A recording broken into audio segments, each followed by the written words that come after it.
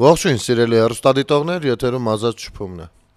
Դե ինչ, երեք ի աջակցություն Կտրիշ Ներսիսյանի էջմիածնում հավաքվել էին մի քանի 100 մեր քաղաքացիներից, ովքեր կարծես այնքան էլ լավ չեն հասկանում, թե ով է Կտրիշ Ներսիսյանը եւ ինչ ասել է առհասարակ կաթողիկոսը։ Կտրիշ Ներսիսյանը յուրային ներով մի քանի իր նման պղծերով կանգնել էր խաչը գողացած, խաչը ձեռքին, ինչ որ փորձում էր որոշակի քրիստոնեական ժեստերով հանրությանը մոլորեցնել եւ իհարկե ամբողջ տեքստը, որը որ նա արտաբերեց իր շուրթերից, ռազմակոչ էր եւ կոչ էր Հայաստանի Հանրապետության դեմ կոնսոլիդանալու։ Իհարկե պետք է գովաբաներ բարերարին, իր բարերարին անձամբ միլիոններ է այդ մարդը փոխանցել, ինչպես կարելի է նրան չսատ արել, այս կողմից ասենք, որ փաստորեն երախտամոռ չի Կտրիշ Ներսիսյանը։ Այնուամենայնիվ ներկաների մի մասը չէին էլ իմացել ինչի համար են գնում, ես կցանկանամ մի հատված ընթերցել Կտրիշ Ներսիսյանի հայտարարությունից, իհարկե այսօր ոչ միայն երեկվա հավաքին ենք անդրադառնալու, այլ Թուրքիայի այցի հետ կապված որոշ արձագանքների եւ որոշ իրենց քաղգործի չրչակացների ինչ-որ զարմանքների, որոնք կարծես սենց բան են փորձում փնտրել, բայց աչքներին քթներին դրածը չեն ցանկանում տեսնել եւ դա որակում են որպես երկրորդ կուրսի ուսանողի գործունեություն։ Հիմա ես ընթերցեմ մի հատված, որը որ ամենամանիպուլատիվն է եւ մեր քաղաքացիներին հնարավոր է գցի այլ մանիպուլատիվ մտորումների դաշտ, որտեղ արդեն տերը իրենք են։ Կաթողիկե Սուրբ Էջմիածնի հիմնադրման տոնի արդիվ ամենայն հայոց կաթողիկոս, ոնց գրածա տենց եմ կարդում, կներեք, ես մեղք չունեմ։ Նորին Սուրբ Օծություն Տեր Գարեգին II հանդես է եկել հայրապետական մաղթանքով, դատապարտելով, ինչպես ինքն ասաց, ազգային եկեղեցու դեմ ծավալվող գործող իշխանությունների աճող արշավը։ Եղել են ժամանակներ, երբ տարբեր ուժեր ձգտել են սահմանափակել մեր եկեղեցու առաքելությունը եւ ենթարկեցնել իրենց շահերին։ Սա բանալի նախադասությունն է, խնդրեմ ֆիքսել։ Ասաց Գարեգին II, այսօր էլ նման տագնապալի օրեր ենք ապրում։ Նշելով հայ առաքելական եկեղեցու կենտրոնական դերը ազգային ինքնության մեջ, կաթողիկոսն ասաց. չկա հայություն առանց Սուրբ Էջմիածնի եւ չկա Սուրբ Էջմիածին առանց հայության։ Սուրբ Էջմիածինը մեր սիրտն ու հոգին է, մեր անցյալն ու ներկան, մեր ապագան։ Իր խոսքում կաթողիկոսը մատնանշեց գործող իշխանությունների հակաեկեղեցական արշավ կազմակերպելու փաստը, այն բնութագրելով որպես լրջագույն սպառնալիք է ազգային միաբանությանը, երկրի ներքին կայունությունն ու ուղիղ հարված հայոց պետականությանը։ Կաթողիկոսի ուղերձը ակնհայտորեն պատասխան է Նիկոլ Փաշինյանի ու նրա մերձավոր շրջապատի եկեղեցու վրա հարձակվելու, նրա ազդեցությունը նվազեցնելու ու հայ ժողովրդին բաժանելու փորձերին։ Փաշինյանի ղեկավարության օրոք կառավարությունը գնալով ավելի հաճախ է մեղադրվում բևեռացում խթանելու, ազգային հիմնասյուները խալխլելու եւ հայկական ինքնության բազմադարյա հենասյուներից մեկի առաքելական եկեղեցու դեմ ուղղված գործողությունների մեջ։ Ահա այսպես է փորձել մոլորեցնել եւ այսպես են օգտագործում եկեղեցին զավթած եկեղեցին զավթած որոշ չեկիստներ պետության դեմ։ Հիմի գանք ամենավերևից, ես կարծում եմ ըմբռնեցիք, որ սա առողջ բանականություն ունեցող մարդու այն էլ կաթողիկոսի ելույթ չէր, իր արամերժ հայտարարություններով, սուտ կեղծ արտահայտություններով։ Գնանք հերթով, հա։ Կաթողիկե Սուրբ Էջմիածնի հիմնադրման տոնի արդիվ ամենայն հայոց կաթողիկոս Գարեգին II հանդես է եկել հայրապետական մաղթանքով, դատապարտելով, ինչպես ինքն ասաց, ազգային եկեղեցու դեմ ծավալվող գործող իշխանությունների ածող արշավը։ Արդեն այստեղ սուտ է, որովհետև սուտ համար 1. Նա կաթողիկոս չէ, նա Կտրիշ Ներսիսյանն է, KGB-ի գործակալ, որ ներդրված է մեր եկեղեցում։ Երկրորդ, կաթողիկե Սուրբ Էջմիածնի հիմնադրման տոնը, ես չգիտեմ, քանի տասնամյակը մեկ եք նշել, կամ սա որերորդ անգամն եք դուք նշում, ամենայն դեպս մի անգամից 7 Սուրբ Մասունքներ չէին ցուցադրվել երբեք, եւ սա այո քաղաքական ակցիա էր եւ ոչ թե այդ տոնի արդիվ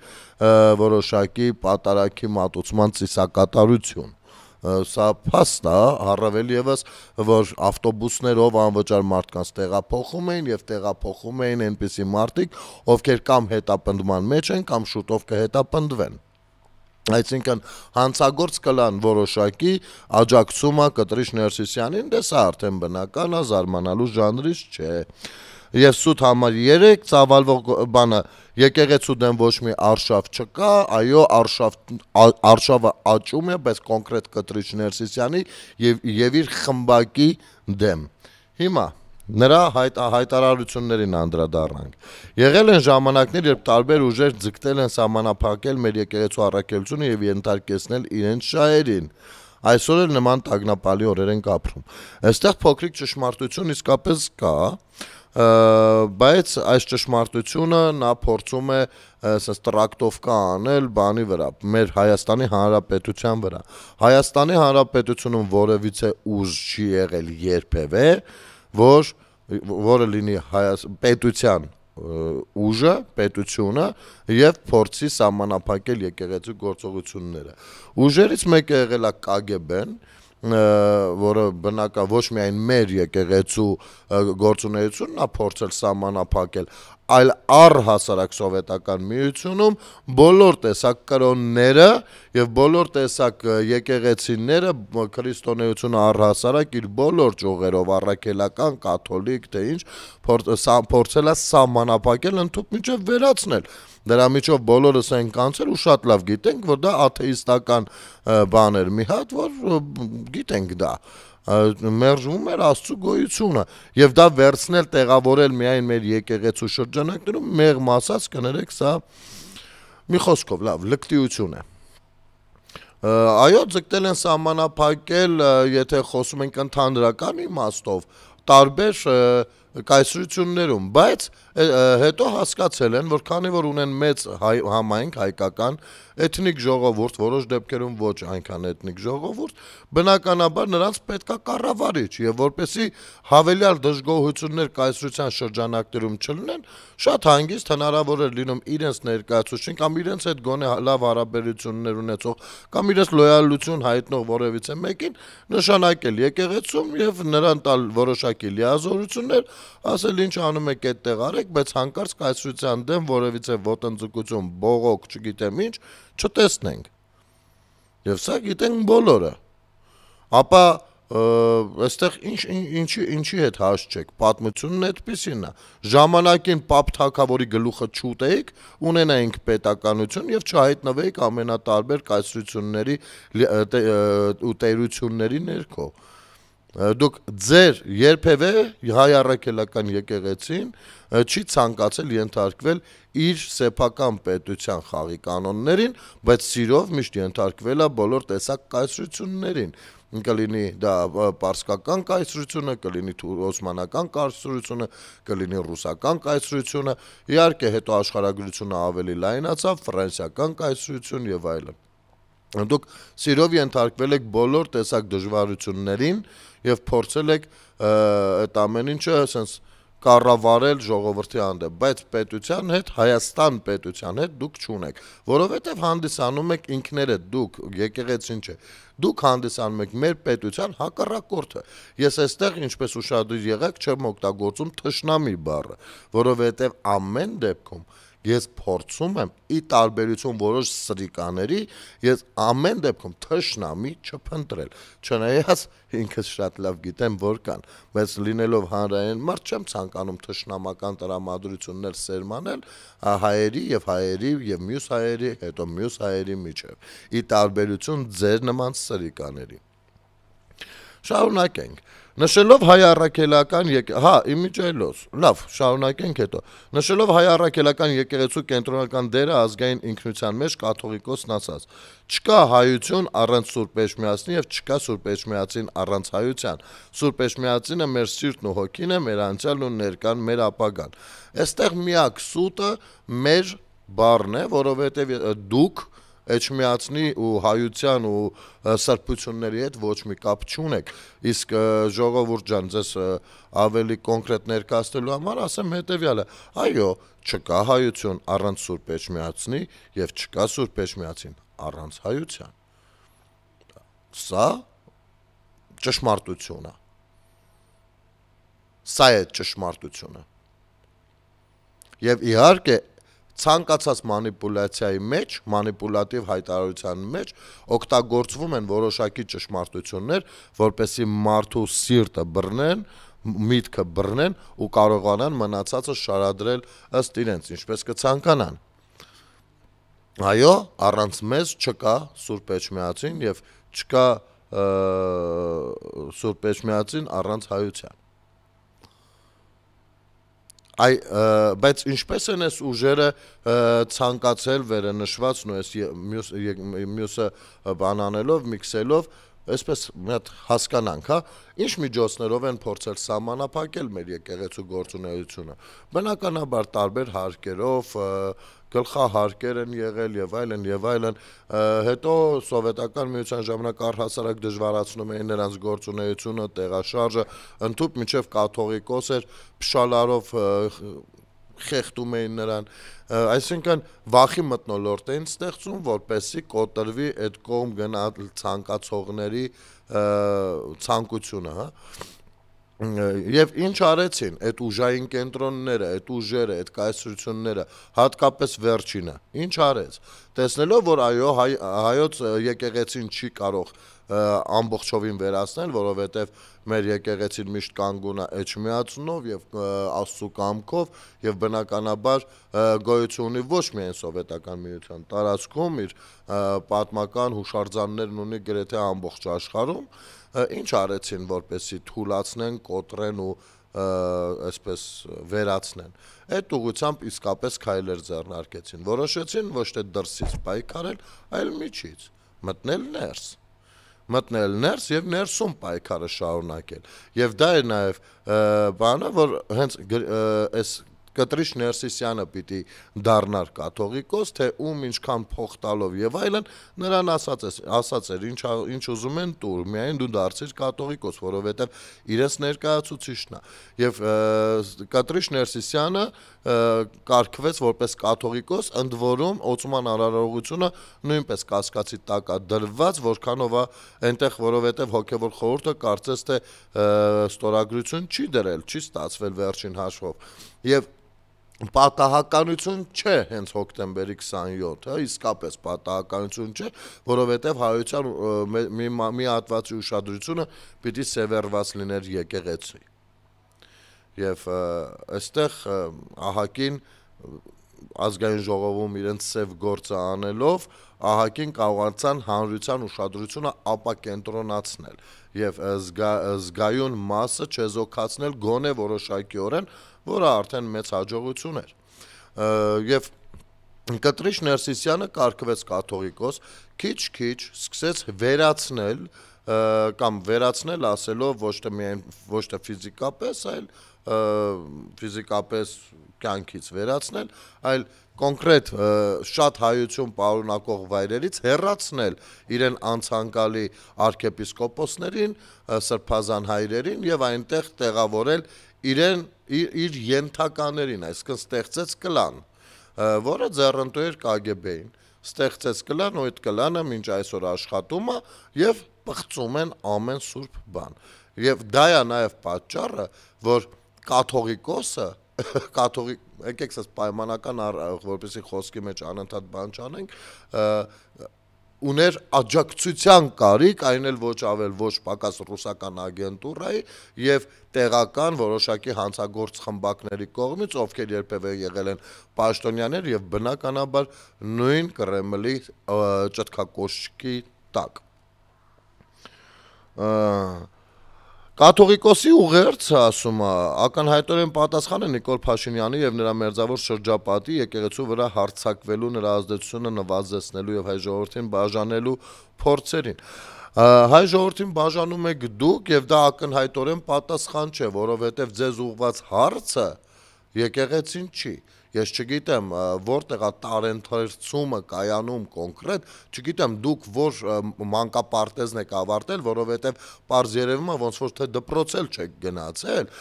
մանուշակ մանկապարտեզն է եղել, թե լուսատիտիկը, չգիտեմ, իսկապես չգիտեմ, բայց անգամ մանկապարտեզի երեխային, երբ որ հարց ես տալիս, նա քո հարցից ելնելով է փորձում պատասխանը տալ, իսկ ձեզ ուղիղ հարց է տված, դուք ընկել եք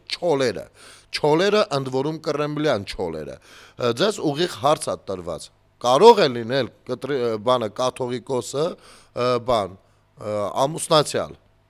թե ոչ, կարող է ունենալ երեխաներ, թե ոչ, կարող է խախտել կուսակրոնության ուխտը, թե չի կարող խախտել կուսակրոնության ուխտը, սա ինչքանով է եկեղեցու դեմ հարց, ընդհակառակ եկեղեցու ներսի հարց է, հենց եկեղեցու հարցն է սա, հենց եկեղեցին է այս հարցը նաև բարձրացնում են քաղաքացիները, և քաղաքացին, ով մկրտյալ է, միանգամից համարվում է եկեղեցու անդամ և ինքը հանդիսանում է նույնպես եկեղեցի, դուք ինձանից լավ գիտեք այս ամեն ինչը, ես գուցե շատ դետալների էլ չտիրապետեմ, բայց ինչպես ասում են, այո, սատանան ցանկացած հավատացյալից ավելի լավ գիտի Աստվածաշունչը, հենց նրա համար, որ օգտագործի մարդկանց դեմ, այսինքն եկեղեցու դեմ, որովհետև երբ որ դու թշնամու չես ճանաչում, դու անպայման պարտվում ես։ Հիմա հստակ հարց է դրված, ինչ եք մանիպուլացնում, այն էլ եկեղեցու բակից, այն էլ խաչը ձեռքներիդ, այն էլ Սուրբ Պատարագի ժամանակ, դուք ստախոս եք, դուք ձեր դեմ դիտավորյալ արդեն կուտակում եք թե ագրեսիա, թե ատելություն, իսկ քրիստոնեությունը երկուսն էլ մերժում է, և մենք չենք ցանկանա ատելությամբ ձեզ հեռացնենք, մենք ցանկանում ենք մաքրվի մեր եկեղեցին և հույս ունենք դուք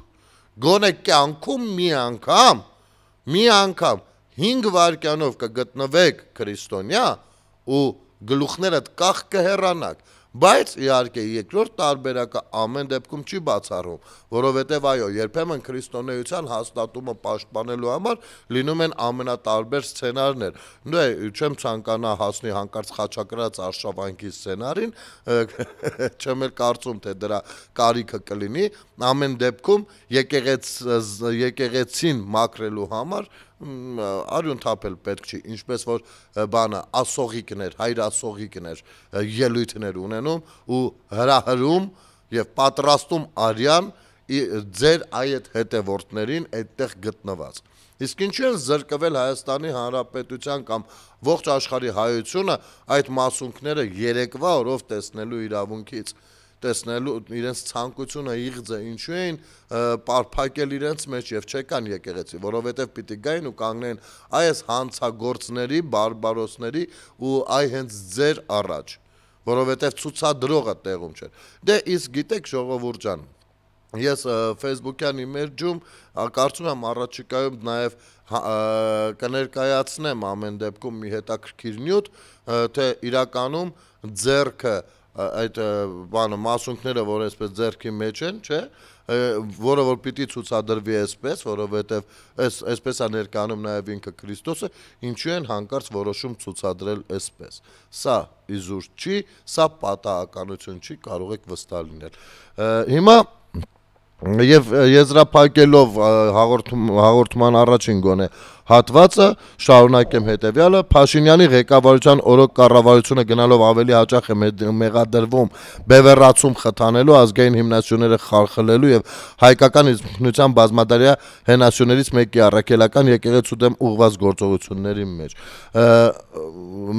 մեղադրվում է ում կողմից մանուշակ մանկապարտեզի ներկայացուցիչների կողմից թե մեղադրվում է հանցագործ օլիգարխների կողմից Տաշիր Սամոյի կողմից թե Արշակ Կարապետյանի կողմից ում հերը մեկին 50 թանկ գնով մեր պետության բանակի վրա համակարգեր էր վաճառում, թե Don Pipo-ի կողմից, ով կոչ է անում, ասում է ժողովուրդ ջան, եկեք սա վերջին կռիվն է պետության դեմ, ում կողմից է մեղադրվում, ինչ բևեռականություն, եւ արդյոք միայն ռուսական կողմից ամբողջովին կախվածության մեջ գտնվելը բևեռականության հիանալի դրսևորում չէր։ Դու ինչ ես հասկանում բևեռականությունից, դու կագեբեշնիկ ես, գնաս սպասի զանգին, թե էլ ինչ կասեն, որպեսի անես հայ ժողովրդի ու հայոց պետականության մեջ։ Իսկ այո, 2025 թվականն է դրսում եւ Հայաստանի Հանրապետության վարչապետը, լեգիտիմ վարչապետը շարունակում է մնալ Նիկոլ Փաշինյանը։ Ինչ ունեք։ Ինչը NG։ Ինչը ճիշտ չի ստացվում։ Ասեք, ամբողջը ասեք, կուզեք թե չուզեք։ Իսկ կներեք, կա մի իշխանություն, որը տվյալ երկրի ամբողջ ներկայացուցիչների 100%-ով մաքունձային կարող է հավաքել։ Ոչ, մենք բնական ենք վերաբերվում, որ ինչ-որ պահի որոշ ներկայացուցիչներ դժգոհ կլինեն եւ նաեւ դրանում է կայանում միտքը, որ պիտի անընդհատ փոփոխություններ լինեն իշխանությունում եւ այլն, որպեսզի չուզուրպացվեն։ Ես չգիտեմ այդ մոլորյալները այս խոսույթի տակ ինչով են զբաղված, բայց մի հատ փոքրիկ տեսանյութ կար, որտեղ գոռում են վեհապար, ես իսկապես խղճում եմ ձեզ։ Կարճ դադար մեր եթերում։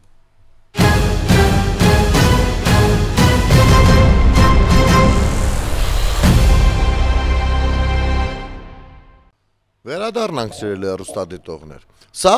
եւ եթե նայենք թե Կտրիշ Ներսիսյանը միայնակ է դուրս եկել պետության դեմ, ապա սխալված կլինենք, որովհետեւ բոլորն էլ կոչվում են գործում են կոնկրետ դաբրոյով։ Կտրիշ Ռուսաստանը կամ ռուսաստանյան ինչ-որ մի ազդեցություն, կամ FSB, կամ KGB, կամ կառավարության Կրեմլի ներսից ինչ-որ Եդինայա Ռոսիայի ներկայացուցիչներ, չգիտեմ, ամեն դեպքում մի հատ մեծ խմբակ իր ներկայացուցիչներին ուղարկում է Հայաստանի Հանրապետության դեմ պատերազմի։ Ու ամեն մեկը ով գալիս է, չգիտես ինչի, հանկարծ ասում պատմությունը մոռացել եք, պատմությունը, մեր պատմությունը ուզում են դուք պատմություն չգիտեք։ Եթե դուք իմանայիք պատմություն, ապա խնդրեմ ինձ ասեք, Պապ Թագավորին, երբ որ հռոմեացիները թունավորում էին, այդ ինչ համարձակություն էին դրսևորել, գալ հասնել հայք ու թունավորել Պապ Թագավորին։ Նրան բերել էիք դուք, ձեր նմանները, ովքեր կարծում էին, որ Հայաստանը պիտի լինի հռոմեական ազդեցության ներքո։ Հասկանում եք, եւ պատմության մեջ նման էջերը բազմաթիվ են։ Եղել են ժամանակներ, երբ որոշ իշխանիկներ, բդեշխներ կարծել են, որ պետք է Հայաստանը հայքը լինի Պարսկաստանի ազդեցության ներքո եւ պարտադրել ստիպել են թագավորին դրանով թույլատնելով պետությունը, որ գնա այդ քայլին, արդյունքում կորցրել ենք պետականություն։ Եղել են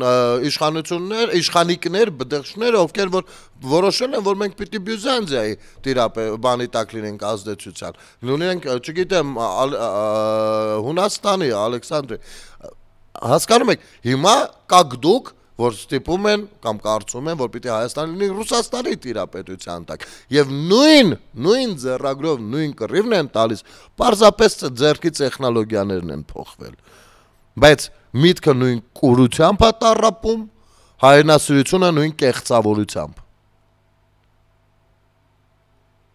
Հիմա ձեզ են ուղարկել, եւ դուք կարծում եք, որ Հայաստանը ունի փրկության կարիք եւ միակ փրկությունը Ռուսաստանի ազդեցության ներքո գտնվելն է։ Ուղարկված են Կտրիշ Ներսիսյանա տիպերը, հոգևոր ներկայացուցիչներ որոշակի, նրանց մի քանի տոկոսը, ուղարկված են բոլոր տեսակ օլիգարխները, ժողովուրդ ջան, մի հատ հասարակ հարց ձեզ տամ։ Դուք իսկապես կարծում եք, որ դուք կարող եք Ռուսաստանի Դաշնությունում ունենալ 1 միլիարդ դոլար, ես չեմ խոսում 3, 4, 5 միլիարդից, ունենալ 1 միլիարդ դոլար եւ ձեզանով FSB-ն ընդհանրապես հետաքրքրված չլինի։ Ախր բոլորն են, չէ՞, հասկանում, որ առհասարակ առաջին միլիոնը կամ 10 միլիոնը կամ 100 միլիոնը որոշակի հանցագործություններ են պարունակում իրենց մեջ։ Եվ սա դառնում է կոմպրոմատ։ Եվ որպեսզի այդ կոմպրոմատը չաշխատի, դու հարստանում ես, խնդիր չկա, բայց ցանկացած պահի մի հատ հեռախոսահամար կա, որին պետք է պատասխանես խելոք։ Հիմա Ռուսաստանի Դաշնությունից հերթով գալիս են օլիգարխները, ընդ որում, Ոչ միայն գալիս են, այլ նաև Ռուսաստանի Դաշնություն փախնում են բոլոր այն պղծերը, ովքեր որ մեր իրականությունը բերել հասցրել են այնպիսի մակարդակի, որ Հայաստանը այո, պիտի պարտություն կրեր 44-օրյա պատերազմում եւ Արցախը նույնպես։ Դուք ո՞նց եք կարծում, այս ծաղկե բույլը, բայց բան, օծի բնի մոտ աճող, այս ծաղկե բույլը պետք եւ որը որ ժամանակին պատասխանատու եղել Հայաստանի Հանրապետության եւ Արցախի համար ինչ որ գործողություն արել հանուն պետականության, տեսնում եք, նրանք եղել են մեր իշխանությունները, նրանք պատահական մարդիկ չեն։ Պատահական մարդիկ չեն, չէ՞, Սերժը, Քոչարյանը, նրանց այս շրջապատական մարդիկ չեն, չէ՞, եղել են պատասխանատուն։ Եվ սրանք իրենց այս խելքով ձեր կարծիքով պետությանը օգուտ են տվել, իմիջայլոց են լրագրողը, որ գնացել հիստերիկացել էր, ով հետո Անժիկի բանին գովասանքին պիտի արժանանար ու այո, բոյի դուտա դնիստարիկի ապրես քաջալերում էր, այդպես է պետք մարդ ընչել, ընդ որում լրագրողական համակարգը բանը անվանելով խրամատ։ Ինչպես եք կարծում, այս լրագրողները 30 տարի պիտի ձեզ ինչ-որ ճշմարտանման լուրեր հաղորդեին, թե ինչ բանակցությունների փուլում Արցախը, ոչ ուղեղի լվացումներ։ Եվ այդպես մենք տեղյակ չենք եղել միշտ ոչ մի բանից։ Ու հիմա ամբողջը միանգամից է դուրս գալիս։ Եվ շատ քաղաքացիների միտքը այդտեղ է խառնվում նաև, ինչից դարձյալ նրանք փորձում են օգտվել ու մանիպուլացնել։ Իսկ մենք փորձում ենք մեր հաղորդման կամ նույն մեր լրատվական բլոկի աշխատակիցներով թույլ չտալ դա։ Ոչ թե կողմնակալություն, այլ թույլ չտալ դա։ Տալ միայն անաչառ նորություններ։ Հիմա այս լրագրողական համայնքը, տեսեք, հիմա դուք դեմքով տեսակ, չէ, լրագրող ասվածը մենակ այն չի, որ միկրոֆոնով հարց ու պատասխան է տալիս։ Լրագրող ասվածը նաև նյութ է պատրաստում, գրառում է կատարում, ռեպորտաժներ է սարքում, որտեղ որ լինում են կադրեր ու ձայն։ Այսինքն, այս նույն լրագրող աշխատում է նաև ոչ իր դեմքով։ Դուք կարող եք նյութը տեսնել ու չիմանալ, որ դա իր պատրաստած ռեպորտաժն է եւ մանիպուլացնվել։ Այ դրա համար ենք ասում, ձեզ համար ընտրեք, թե որ կայքերն եք դիտում, որոնք չէ, որովհետեւ դուք կարող ասեն ծերեսը չցանկանաք նայել, բայց մյուս կողմից ինչ որ մի ռեպորտաժով հավատակ ինչ որ բանի, որը այդ նույն մարդն է կառուցել, կազմել։ Հասկանում եք։ Մի խոսքով, լրատվական մասը բանը Կտրիշ Ներսիսյանը նմանները, օլիգարխները եւ իհարկե տեղական արտադրության, ոչ միայն տեղական, հայ-ադրբեջանական արտադրության 5-րդ շարասյունը։ Իսկ 5-րդ շարասյուն ժողովուրդ ջան, դա ես երեք ասացի Facebook-ով, հիմա էլ ասեմ, 5-րդ շարասյուն, ինչպես իմ լավ ընկերներ նկատել ու գրառում արել, բանա, դա ոչ թե նշանակում է ռուսական ուժեր, ոչ թե նշանակում է թուրքական ուժեր, ոչ թե նշանակում է ներսում գործող իրանական ուժեր, չինական ուժեր, ամերիկյան կամ ֆրանսիական, ոչ, դա նշանակում է ներսում գործող օտարերկրյա գործակալական ցանցի ազդեցության տակ գտնվող խմբեր, ովքեր գործում են իշահ տվյալ գործակալությանը պատկանող երկրի եւ իդեմս Հայաստանի Հանրապետության։ Սա 5-րդ շարասյուն կոչվածն է։ Տվյալ դեպքում։ Հիմա, այս 5-րդ շարասյունը միջից ուզում է պայթացնել ամեն բան, գործին խառնելով անգամ հավատքն ու Աստծուն։ Եվ շատ լավ իմանալով, որ մենք հայերս, այո, հավատացյալ ենք, այո, առաջին քրիստոնյաներն ենք, որը որ արդեն պղծել են մեր մեջ, մեզանից շատ քչերն են Աստվածաշունչ գոնե մեկ անգամ կարդացել, մենք արդեն այդքան էլ լավ չգիտենք, ինչ ասել է Աստված, ինչ ասել է հավատք, կրոն եւ այլն։ Կարողացել են անել ամեն ինչ եւ վերջին 26 տարիներին Կտրիշ Ներսիսյանը իր հրահանգը Մոսկվայից եկած կատարել է փայլուն, փառահեղ ձևով եւ դա է պատճառը, որ մենք այս մակարդակին ենք եւ մեզ համար շատ նորմալ է անցալել, հա լավ դա երեխեք հա ունի, առանց խորամուխ լինելու այդ ամեն ինչի մեջ։ Մենք դա ընդունում ենք որպես հերթական վատ լուր, ոչ թե խախտում կանոնակարգի, ոչ թե խախտում ներաշխարի, հավատքի, հասկանում եք։ Ընդամենը հավատ լուր, երեխեք ունի, դու տեսեք սրիկան բան։ Լավ, անցանք Իրանը ոնց որ Իսրայելին, այսենց։ ու վերջ։ Եվ դրա համար մեզ հասնում է այն, ինչերի միջով որ անցել ենք։ Եվ ավելի վատ է լինելու դեռ, ես ձեզ ասեմ, եթե մենք այսպես շարունակենք, թող լեզուս չորանա, բայց ասում եմ ձեզ, եթե մենք նման անտարբեր ձևով շարունակենք, շատ ավելի վատ է լինելու ընդհուպ միջև թե պետականության կորուստ, թե հավատքի կորուստ։ Եվ 1700-ամյա մեր քրիստոնեությունը վերջանալու է 21-րդ դարում։ Սա լավ իմացեք։ Եվ մեր պետությունը, որը դեռ շատ երիտասարդ է, նոր է ծնվել, դառնալու է դարձյալ երազանք մեր սերունդների համար, ովքեր շատ են դեռ մեզ անիծելու, այնպես որ սա չի կարելի թույլ տալ։ Հիմա շատ են խոսում, ինչ որ իբր էլի հերթական անգամ սխալ են հասկացել որոշները բանի հետ կապված, Միջանցքի հետ կապված։ Ինչ ասել եմ, միջին Միջանցք, որ ասում է, այդ թաքուն Զանգեզուրի Միջանցքը տալիս, ուղղակի դա չի ասում։ Սա ապուշություն է բացարձակ, եւ սրանք այո, նույնպես ձգտել են կամ եղել են կառավարություն կամ ձգտել են լինել կառավարություն։ Սա ապուշությունն է հերթական, որովհետեւ միջին Միջանցքը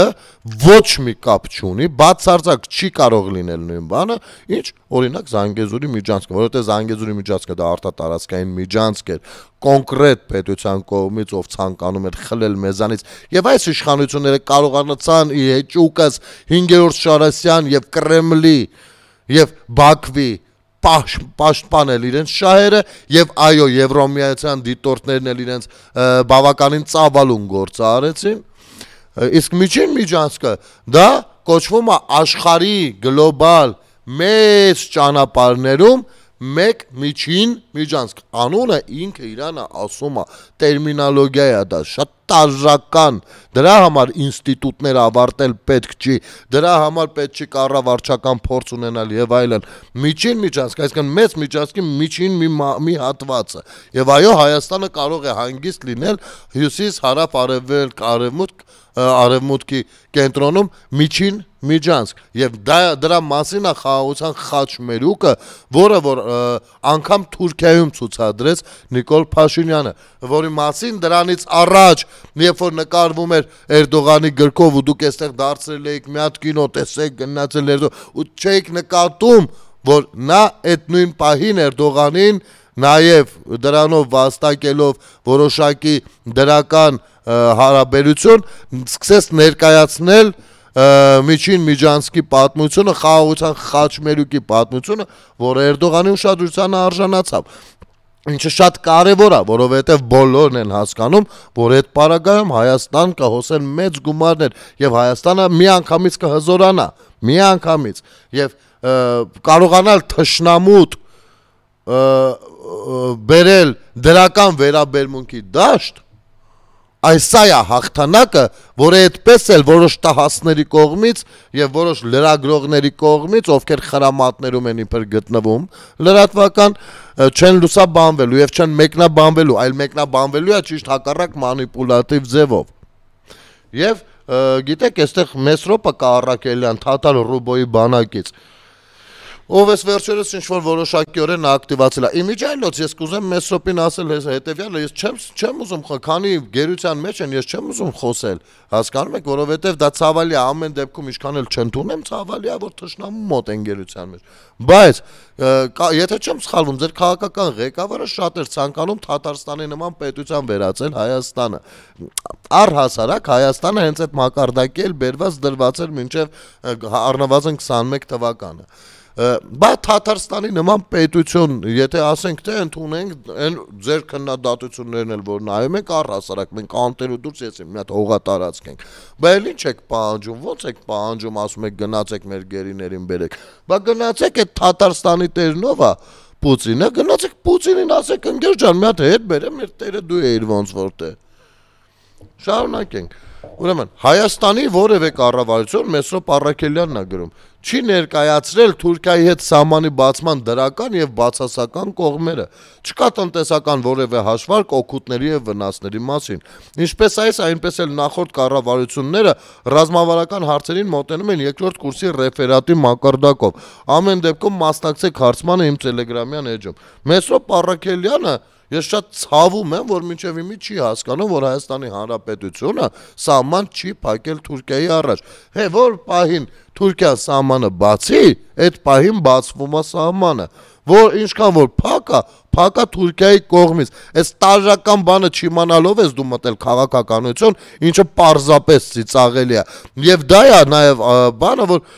քեզ թվում է թե երկրորդ կուրսի պատասխան են քեզ տալի, բայց առհասարակ սա ես կարող եմ իմ տղային շատ հասարակ ասելով 13-14 տարեկան, ասելու ինքը միանգամից կհասկանա ինչի մասին է խոսքը։ Ինչ է նշանակում հաշվարկ չի արվել եւ այլ ըստ քեզ Թուրքիան ինչի է փակել Հայաստանի հետ Հայաստանը չի փակել Թուրքիայի հետ սահման հիմա էլ փակ չի սահման ասվածը իհարկե ես եվրոպական ոչի սահմանները չեմ ասում փշալարերով գնում է իր գոտիներով եւ այլն դա միջպետական սահմանն է եւ անցակետերը անպիտի լինեն անցակետեր որտեղով որ գնան գան այդ անցակետերը փակեն Թուրքիայի կողմից ինչու են փակել որովհետեւ 90-ականներին Առաքելյան Մեսրոպ երբ որ սկսվեց Ադրբեջանի հետ պատերազմը Թուրքիա-Ադրբեջան բանը եղբայրությունը իր բարձունքում էր եւ որպեսի հավելյալ դժվարություն բերեն Հայաստանին ու դնել օկուպացիայի մեջ, որպեսզի Հայաստանը չկարողանա մարտնչել պատերազմում, չկարողանա հարաբերվել աշխարհի հետ եւ այլն, փակեցին սահմանը։ Հիմա արի քեզ հարցնամ, լավ քեզ հարց չտամ, կողքդ եթե մի 14-15 տարեկան երեխա կա նրան ես հարցնեմ, հետո ինքը քեզ կբացատրի։ Եթե Ազիզ ջան, ուշադիր լսիր, խնդրում եմ։ Եթե Թուրքիան դրանով մեզ կարողացել է օկուպացնի եւ մեր տնտեսությունը հասցնի առհասարակ մեր վիճակը շատ վատ վիճակի բերի ու փակել է այդ սահմանը դրանով օգնելով Ադրբեջանին բացահայտ ապա Թուրքիան հաշվարկ արել չէ որ այս փակ սահմանով նա կարողանում է ստեղծել մի իրավիճակ որտեղ որ Հայաստանը հայտնվում է մի շատ վատ զամբյուղում ում դեմ հետագայում իր կրտսեր եղբայրը կարող է հաղթանակներ տոնել ահա Հիմա, եթե այս սահմանը բացի Թուրք, մեզ անհրաժեշտ է, որ այս սահմանը հետ բացվի, թե չէ։ Եթե բացվի, ինչ է նշանակելու։ Նշանակելու է, որ մենք կարողացանք հասնել նրան, որ Թուրքիան իր ներսում որոշում կայացնի, որ մեզ պետք չի շրջափակած պահել, ռազմավարական որոշում է դա, որին հասնելը հեշտ բան չի։ Հիմա ուզում եմ հասկանալ, Հայաստանի ներսում որոշ քաղաքական գործիչներ, ովքեր որ կարծես հարցականի տակ են դնում այս մեծ ծավալուն աշխատանքը, իրենք ում են, ինչն են սատարում դրանով։ Մեսրոպ Առաքելյանը եւ կամ ցանկացած որևիցե մեկը կարող է հստակ քաղաքական հայտարարություն անել, որ Թուրքիայի հետ մեր սահմանը պետք է փակ պահել, կամ Թուրքիան պետք է փակ պահի Հայաստանի Հանրապետության դեմ սահմանը։ Դուք թուրքական գործակալներ եք, ես միշտ եմ ասել, դուք մարդկանց ինչ վիրավորել եք, ինքներդ կայանում եք դա, հասկանում եք, ինքներդ դա եք։ Կամ, օրինակ, հենց իմի որ Թուրքիան բացի սահմանները։ Ինչ եք առաջարկում, Հայաստանը միակողմանի փակի իր սահմանը Թուրքիայի դեմ։ Իսկ ինչ վերաբերվում է ապրանքների տանել բերելուն էժանացմանը, թե որտեղ ինչը ձեռքը տա կներեք, դա արդեն մաքսային կանոնակարգերով, օրենքներով լինում է կարգավորել, հանգիստ եղեք, ինչպես որ օրինակ Իրանի պարագայում կամ Վրաստանի պարագայում։ Երկրորդ կուրսի ռեֆերատ։ Եվ գիտեք ինչ, մեկ էլ ես հեծի մասով, ինչ են ասում։ Այդ հեծը, որ ասում են ազգայնացնելու են, այո, ազգայնացնելու են, բայց ազգայնացնելու են, որ տան Թուրքին, տալու են Թուրքին, տվին Թուրքին, Թուրք են, Թուրքը, ես գիտեք, ես ամեն ինչի մեջ մի բան եմ հասկացել, դուք պաշտում եք այդ բառը, որովհետև դուք կայանում եք այդ բառի կրողը, Գիտեք, եթե դուք չսիրեք այդ բառը, այն կօգտագործեք իր ճիշտ տեղում միշտ, բայց ձեզ հաճույք է տալիս դա, որովհետև ներսում դուք կաք թուրք, ու այն որ մենք թուրքերս այս քմծի ծաղը նստած է ձեր այս պազվանոշնիկի մեջ տվես թուրքին այդ տալուց դու կայֆ եք ստա այդ որ ասում եք այդ արտահայտություն դա չգիտեմ ինչի է բերում ձեզ էլ են տրփանքի մեջ ենք ընկնում հեծա տալիս է թուրքին պետքա չգիտեմ էլ ինչը մինչև այսօր ինչից խոսացել ենք դուք թուրք բառն եք օգտագործել բայց ամեն ինչ գնալով հայկականանում է բայց դուք շարունակում եք դա դուք ինչ եք դրանով ձեր եղբայրների մոտ գալշկեքն եք ինչ են ասել են օրը 50 հատ թուրք եք ասում Հայաստանի ներսում 50 հատ թուրքը $1 հա ու տենց ամսվա վերջում տենց հավաքվում է գնում ստանում եք կողքից կողմնակի եկ իսկ հայտարարա գրել եք այդ ամեն ինչը իհարկե ժողովուրդ ջան ես սիրով կցանկանայի ընթերցել նաև այս հրապարակումներին Նիկոլ Փաշինյանի արձագանքը ինչպես նաև էլի տարբեր մարդկանց արձագանքներ բայց չգիտեմ եթե վաղը թեման դեռ ակտուալ լինի ապա կշարունակենք եթերում ազատ շփումներ կհանդիպենք